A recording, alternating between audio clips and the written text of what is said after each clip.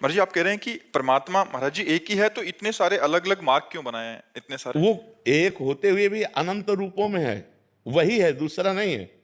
जैसे एक शीशे के मकान में हम खड़े हो जाएं तो हम ही हजारों रूपों में दिखाई देंगे। शीशे के कई प्रकार होते हैं, एक तुम्हारा लंबा मुंह दिखा देगा, एक भयावा मुंह दिखाई देगा, एक करेक्ट रूप दिखाएगा, अलग अलग। और ऐसे शीशों से एक महल बनाओ तो हम कैसे नजर आएंगे? ऐसे ही विराट रूप भगवान स्वयं बने हुए हैं। जितने स्त्री पुरुष सब भगवान ही बने हुए हैं। हम माया ग्रसित होने के कारण अपने स्वरूप को भूल गए। हम भी वही हैं, हम भी वही हैं। केवल हम देह भाव में आ गए, भोगों में रत हो गए तो हम जीव कहलाए। जैसे किसी रिक्शा वाले को बोलो ना, ए रिक्शा, खड़ा हो गया ना। अब वो रिक्शा है क्या?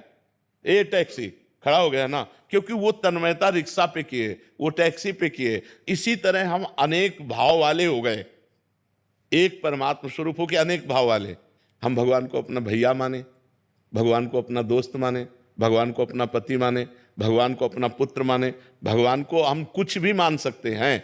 तो जो पुत्र माने वात्सल्य भाव, उसके लिए भगवान आचार्य रूप में प्रकट हुए।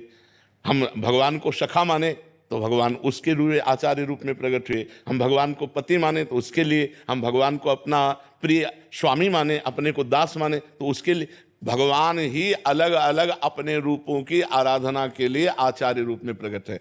अब हम सब भगवान को एक जैसा थोड़ी मान सकते हैं।